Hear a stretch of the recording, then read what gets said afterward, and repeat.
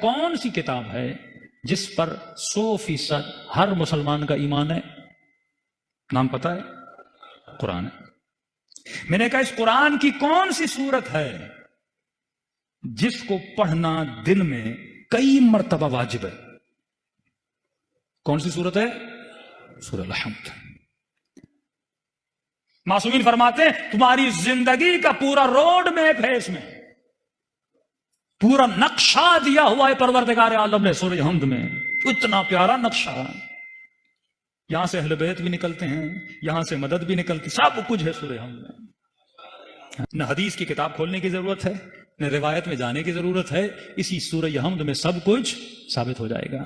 سورہ حمد میں اتنی وضاحت ہے پروردگار عالم کی طرف سے کہ پورا قرآن تجھے تب سمجھ میں آئے گا جب تجھے سورہ حمد سمجھ میں آئے گی، تب تک پورا قرآن بھی تو سمجھ میں نہیں آئے گا۔ اب ہر مسلمان پریشان ہے، میں ہدایت کس سے لوں؟ ہادی کون ہے؟ میرے وجود کو کون جانتا ہے؟ میں اپنی روح کی اگر راستہ پوچھوں زندگی بسر کیسے کرنی ہے، وہ کون سا ڈاکٹر ہے جس کے پاس جاؤں اور مجھے میری زندگی کا علاج ملے؟ شروع کرتا ہوں۔ سب سے بڑا اعتراض جو جوانوں پہ ہوتا ہے، شیعوں پہ ہوتا ہے، تو آج کل آپ کے مہربان محمد علی مرزا انجینئر صاحب بھی بڑا کر رہے ہیں کہ یا علی مدد کہنا بدعت ہے، اور قرآن سے بتاتے ہیں بدعت ہے۔ کئی جوانوں نے کہا مولانا اس کا کوئی جواب نہیں دے رہا۔ میں نے کہا سمپل سا جواب ہے، تم قرآن سے باہر نہ نکلو، قرآن میں اللہ نے جواب دیا ہوا ہے۔ بسم اللہ الرحمن الرحیم۔ ترجمہ شروع کرتا ہوں اس میں خدا کی مدد سے۔ ترجمہ یہ نہیں ہے باللہ الرحمن الرحیم، یہ بھی ہو سکتا تھا شروع کرتا ہوں اللہ سے، نہیں، اس میں خدا سے۔ اللہ کے بیچ میں اور مدد کے بیچ میں ایک اسم ہے، جو یہ کہتے ہیں نا ڈائریکٹ اللہ سے مدد مانگنی چاہیے، آگے خدا خود جواب دے گا۔ اللہ کے بیچ میں اور مدد کے بیچ میں، با مدد کے لیے استعمال ہوتا ہے، با استعانت بولتے ہیں، با اور اللہ کے بیچ میں اسم ہے۔ شروع کرتا ہوں اس میں خدا کی مدد سے، اور میرے چھٹے امام فرماتے ہیں نحن اسماء اللہ، ہم بھی اسماء خدا ہیں۔ نسبت کس کی طرف ہے؟ اللہ کی طرف ہے۔ چلیے کون اللہ؟ مجھے کیا پتا، اللہ تو ہی بتا، میں تو تجھے جانتا ہی نہیں، میں تو پیدا ہوا ایسے سمجھے چوزا انڈے سے نکل، انڈے سے اس کو کیا پتا مرغی کیا ہوتی ہے، میں بھی دنیا میں آیا، مجھے کیا پتا کون اللہ؟ کہتے گھبرا نہیں، میں خود بتاتا ہوں، الرحمن الرحیم۔ میری دو صفات ہیں، ایک صفت ہے کہ میں رحمان ہوں، ایک صفت ہے کہ میں رحیم ہوں۔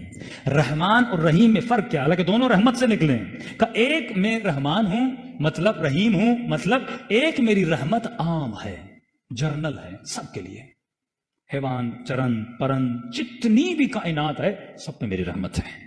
مطلب جب بادل برستے ہیں، میں بادلوں کو یہ نہیں کہتا کہ علی والے کے گھر میں برسنا، دشمن علی کے گھر میں نہ برسنا، رحمت عام ہے، جب یہ آئیں گے سب کے اوپر برسیں گے۔ دوسرا میری رحمت خاص ہے، میں ہر کسی کو نبی نہیں بناتا،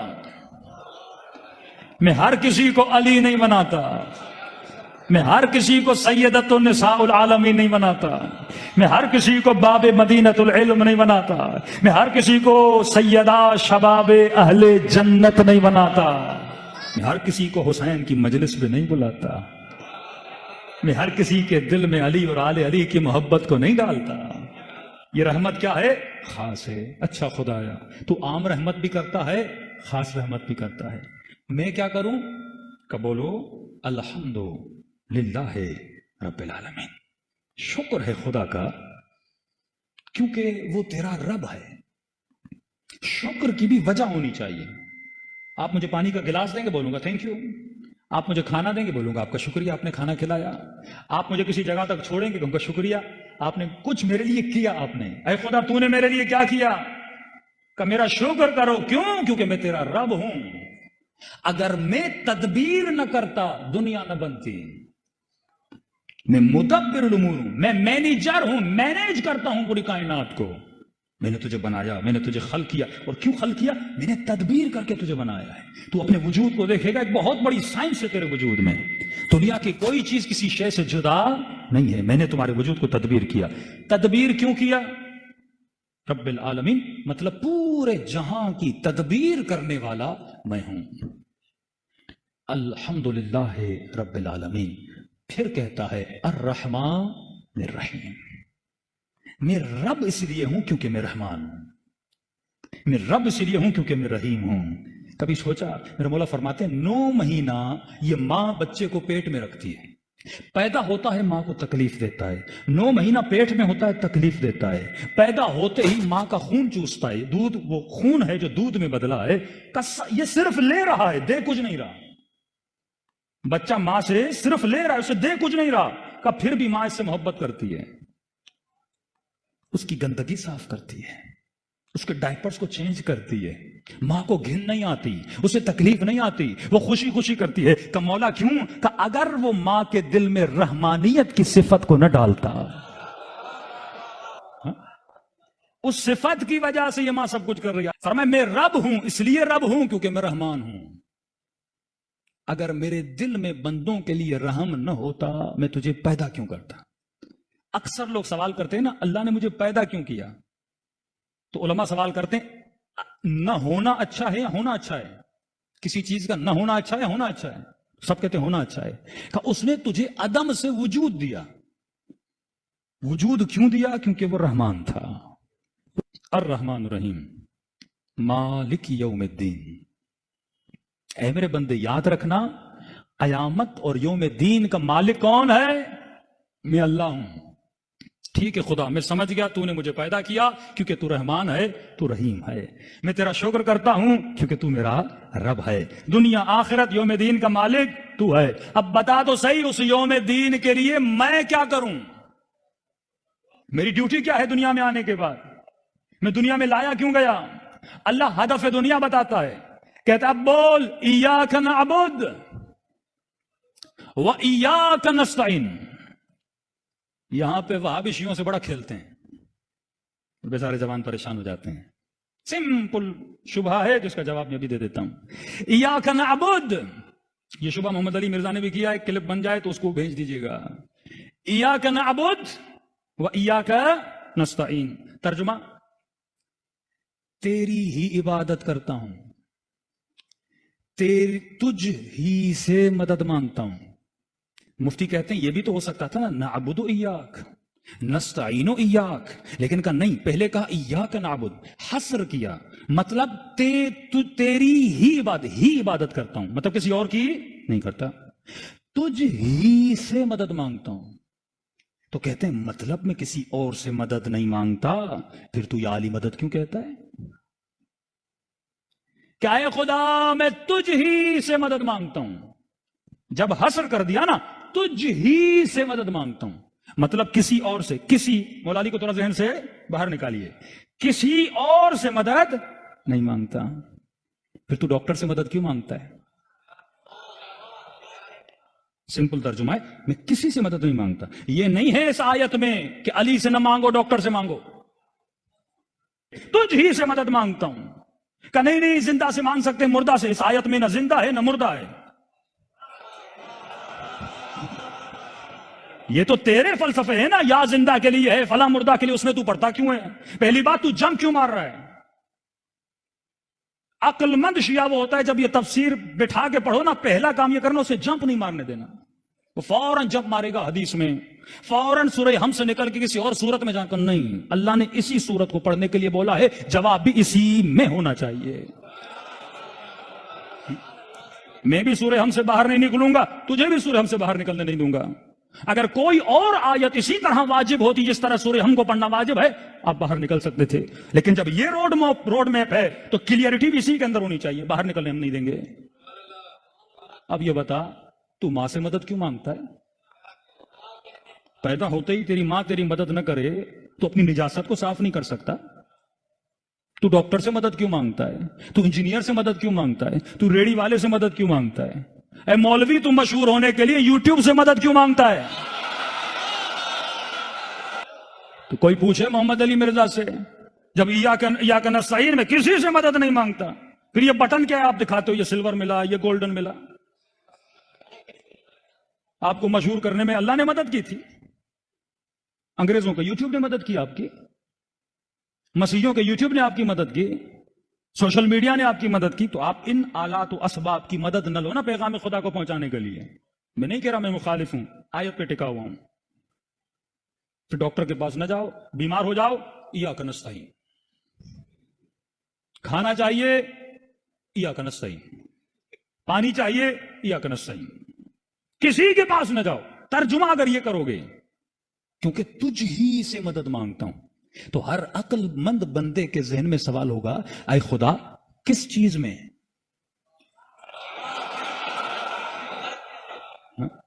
کس چیز میں؟ یہ تو ممکن نہیں ہے کہ میں ہر شے میں تجھ سے مدد مانگوں۔ اب ظاہر کپڑے میں خود پہنوں گا، سفر پہ جانا ہے گاڑی کی مدد لوں گا، کھانا کھانا ہے روٹی کی مدد لوں گا، پیٹ بھرنے کے لیے کچھ بھی کر، کبھی آواز پہنچانے کے لیے لاؤڈ کی مدد لوں گا۔ کس چیز میں تجھ ہی سے مدد مانگتا ہوں؟ اللہ کی آواز آئے گی، عقل نہیں ہے؟ پہلا جملہ نہیں پڑھا تم نے؟ ایاک نعبد، تیری ہی عبادت کرتا ہوں۔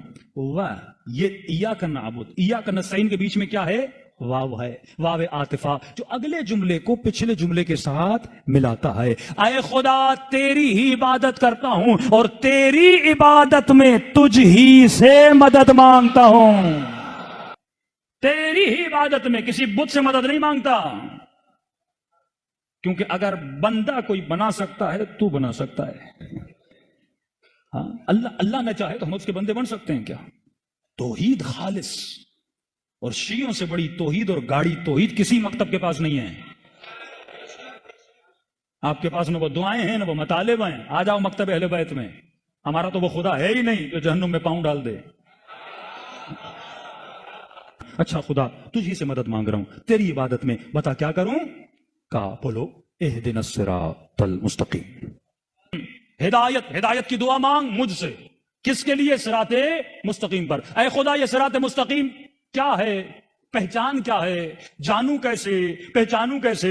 اگر کوئی کسی کو ایڈریس بتاتا ہے نا کہ تو فلاں کونے پہ چلے جانا، ایک دکان ہوگی، بھئی فلاں بورڈ لگا ہوگا، تب جا کے آپ کو پہچان لگتی ہے۔ تو نشانیاں بتائی جاتی ہے نا، جس طرح انبیاء کی نشانیاں بتاتا ہے، اولیاء کی نشانیاں بتاتا ہے، رسول خدا کی نشانیاں بتاتا ہے۔ تو اے خدا یہ اس راستے کی نشانیاں کیا ہیں؟ میں اس راستے پہ چلوں تو کیسے چلوں؟ دنیا میں 100 راستے، 100 مولوی، 100 بتانے والے، 100 مفتی، تو بتا میں راستہ کیسے پہچانوں؟ کب میں تجھے راستے کی نشانی دے رہا ہوں، میں اتنا آسان کر کے بتاؤں گا تو بڑا ایزیلی اس ایڈریس پہ پہنچ جائے گا۔ یہ ان کا راستہ ہے، صراط الذین انعمت علیہم، یہ ان کا راستہ ہے جن پر میں نے اپنی نعمتوں کو نازل کیا ہے۔ چلو آپ کا ترجمہ تشریح ہم کر دیتے ہیں۔ انعمت علیہم کن کا راستہ؟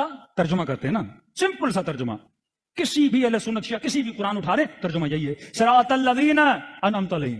اور اتنے چالاک ہیں بریکٹ میں لکھ دیتے ہیں، مطلب اللہ کو بتانے نہیں دیتے، خود پہلے بتاتے ہیں ان کا راستہ۔ پر بریکٹ مارنے کی کیا ضرورت ہے؟ ہم خود ہی سمجھیں گے نا، انعمت علیہم جن پہ اللہ نے اپنی نعمتوں کو نازل کیا۔ اب مفتی کہتا ہے وہ جو پہلے ایمان لائے اللہ نے نعمت نازل کی، جو پہلے شہید ہوئے اللہ نے نعمت نازل کی۔ ہم نے آج تک انکار نہیں کیا کہ جنہوں نے پہلے اسلام لایا ان پہ نعمت نہیں تھی۔ لیکن تو یہ بتا ایک مکھی پر اللہ کی نعمت ہے کہ نہیں؟ اب جب یہ بول دیا نا کہ جن پر میں نے اپنی نعمتیں نازل کی، اب ان سب کو جمع کر جن پہ اللہ نے نعمتیں نازل کی ہیں۔ دنیا کا وہ کون سا وجود ہے جس پہ اللہ نے نعمت نازل نہیں کی؟ آپ بتاؤ تو صحیح۔ ایک کبوتر پہ بھی اللہ کی نعمت ہے، زمین پر بھی اللہ کی نعمت ہے، سارے مسلمانوں پر اللہ کی نعمت ہے، تو کیا میں سب کے راستے پہ چلوں؟ نعمت کون سا؟ یزید پر بھی اللہ کی نعمت ہے نا، یہ زبان، یہ ہاتھ، یہ وجود، یہ اللہ کی نعمت ہے نا۔ تو کل یزید بولے میرے اوپر اللہ کی نعمت ہے تو بولے گا انعمت علیہم۔ اگر یہ ترجمہ، جب آپ ایک لفظ عام بولتے ہو نا، مثلا ایک چیز کا عام ترجمہ کا، تو عام میں سب آتے ہیں، پھر اللہ پر واجب ہے اس کو تخصیص دے، خاص کرے۔ مثلا میں بولتا ہوں یہ پیسے ہیں مومنین کے لیے، تو آپ پوچھو گے مولانا کون سے مومنین؟ کراچی والے، حیدرآباد والے، ایران والے، کس کے لیے آپ ڈونیشن دے رہے ہو؟ اب بولوں گا ایران والے، ایران میں بھی کون سے؟ قم والے، مشہد والے۔ تو ایڈریس جب دو گے تو اس بندے تک پہنچو گے۔ تو کا صراط الذین، خدا کی قسم قرآن نے وہ کڑی لگائی ہے، نہ کوئی مفتی نکل سکتا ہے، نہ کوئی مولوی بھاگ سکتا ہے۔ کہا صراط الذین انعمت علیہم، ان کا راستہ جن پر میں نے اپنی نعمتوں کو نازل کیا۔ تو میں سوال کروں گا پروردگارا، تو نے نعمت تو عارف کاظمی پہ بھی کی، تو نے نعمت آیار سیما بارگاہ میں آنے والوں پر بھی کی، تو نے نعمت انسانوں پر کی، تو نے نعمت حیوانوں پر کی، تو نے نعمت پرندوں پہ کی، تو نے نعمت چونٹیوں پہ کی۔ دنیا کا کوئی ایسا وجود نہیں ہے جس پہ تیری نعمت نہ ہو۔ اب بتا تو صحیح، ان سارے نعمت والوں میں سے میں کن کے راستے پر چلوں؟ ذرا ایڈریس کو کلیئر تو کر دے۔ تو اللہ کی آواز آئی، گھبرانے کی ضرورت نہیں ہے، میں دو صفت بتا کے جا رہا ہوں، جن کے اندر یہ دو صفات ہیں وہ نعمت والے ہیں۔ خدایا صفت تو بتا۔ آواز آئی انعمت علیہم غیر المغضوب علیہم، پہلی صفت یہ ہے میں ان پہ کبھی غضبناک نہیں ہوا۔